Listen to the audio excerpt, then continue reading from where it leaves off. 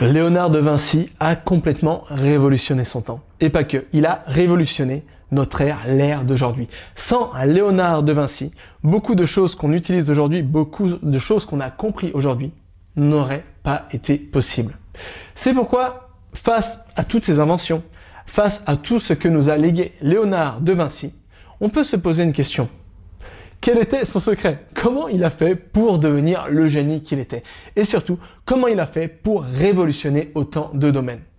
Léonard de Vinci était un polymath, comme on dit dans le monde anglophone. C'était un érudit qui a révolutionné plein de domaines. La biologie, l'anatomie, les mathématiques, l'armement, l'aviation, la peinture, la sculpture, l'art, enfin plein de domaines différents. Et c'est assez bizarre parce que finalement, quand on regarde un peu, quand on étudie le travail de Léonard de Vinci, on se rend compte que la plupart des choses qu'il a révolutionnées sont des choses qui étaient très distinctes. Alors, quel était son secret? Comment il a fait finalement pour révolutionner tout simplement autant de domaines différents? Léonard de Vinci avait énormément de secrets. Alors je ne vais pas te le cacher, je suis passionné depuis longtemps par Léonard de Vinci. C'est pourquoi j'ai fait pas mal de recherches sur Léonard de Vinci, j'ai lu pas mal de biographies sur Léonard de Vinci et j'ai essayé en quelque sorte de déceler quels étaient ses secrets et j'ai essayé surtout de retrouver quelques-uns de ses secrets et comment je pourrais moi-même utiliser les secrets qu'utilisait Léonard de Vinci simplement pour arriver à atteindre mes objectifs d'apprentissage. Dans tous ces secrets, un des secrets les plus flagrants, c'est que Léonard de Vinci avait pris l'habitude d'archiver toutes les choses qui lui semblaient pertinentes. Ça veut dire qu'au fur et à mesure des années, Léonard de Vinci notait absolument toutes ses découvertes. Il notait les choses importantes lors de ses lectures, lorsqu'il rencontrait des gens, lorsqu'il suivait des cours.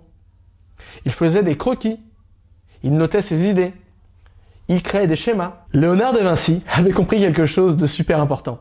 Il avait compris que la connaissance, l'information, étaient des matériaux bruts. Et surtout que ces matériaux, pour arriver à utiliser ces matériaux, il fallait les façonner à sa façon, tout simplement, pour arriver à absorber, tout simplement, assimiler ces matériaux.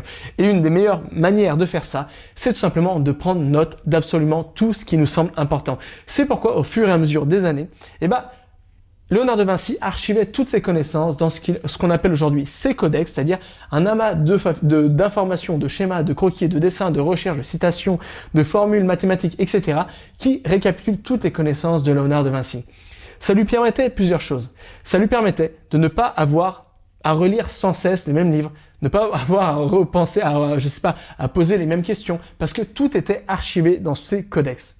Ça lui permettait aussi, par la suite, de gagner un temps fou lorsqu'il se lançait dans un nouveau projet, parce qu'il pouvait s'appuyer sur ses notes et il n'avait pas besoin de repasser par la phase recherche, la phase apprentissage pour se lancer dans un nouveau projet, parce qu'il avait toutes ces notes qui lui servaient de référence pour se lancer dans un projet. Et surtout, ça pouvait lui servir de référence pour révolutionner des domaines divers et variés. Bref, Léonard de Vinci avait compris que noter la connaissance, archiver la connaissance était un super pouvoir.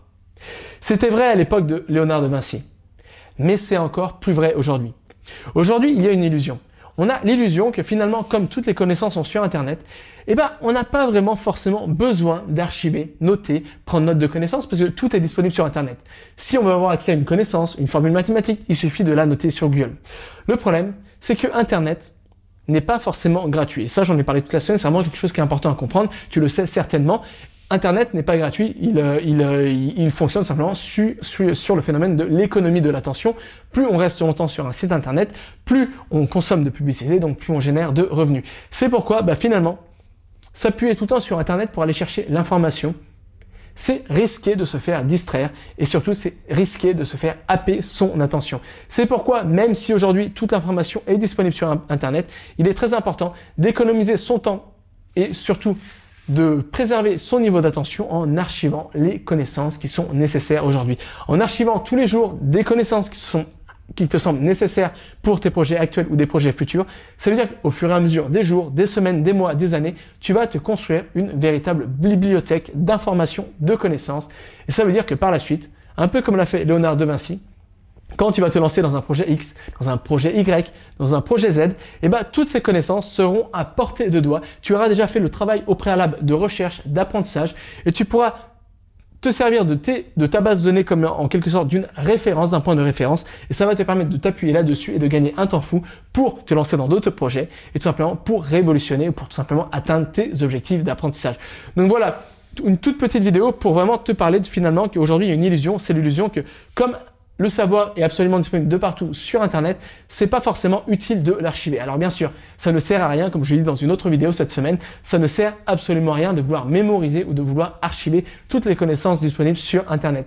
Essaye tout simplement de filtrer les informations, essaie de vraiment cerner plutôt les informations qui te paraissent utiles par rapport à tes apprentissages, par rapport à tes passion par rapport à tes projets futurs et c'est comme ça et essaie de noter, d'archiver seulement les informations qui te semblent utiles par rapport à ces critères et c'est comme ça que tu pourras filtrer rapidement Internet et te construire au fur et à mesure des jours, en tout cas une routine comme ça en quelque sorte, dès que tu rencontres une information pertinente en l'archivant, de te créer en quelque sorte une bibliothèque personnalisée numérique de connaissances qui va t'être utile toute ta vie.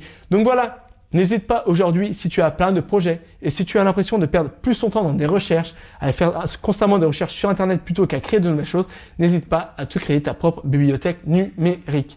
Alors peut-être, ça c'était la grande idée, mais peut-être que tu te poses des questions beaucoup plus pragmatiques. Tu te poses peut-être la question, comment faire concrètement pour me créer une bibliothèque numérique ? Comment faire pour archiver facilement des connaissances? Comment faire pour classer ces connaissances? Comment faire pour faire en sorte d'avoir tout le temps ces connaissances à portée de doigt? Comment faire pour retrouver une information précise dans cet amas de connaissances que je vais accumuler? Ce serait beaucoup trop long et trop compliqué de tout expliquer à travers une vidéo YouTube. C'est pourquoi je t'ai préparé un petit enregistrement et c'est disponible en cliquant sur le lien souvent sous cette vidéo. Donc voilà, moi je t'attends dans ce petit fichier et jusqu'à là, n'oublie pas, tout est possible à qui sait apprendre.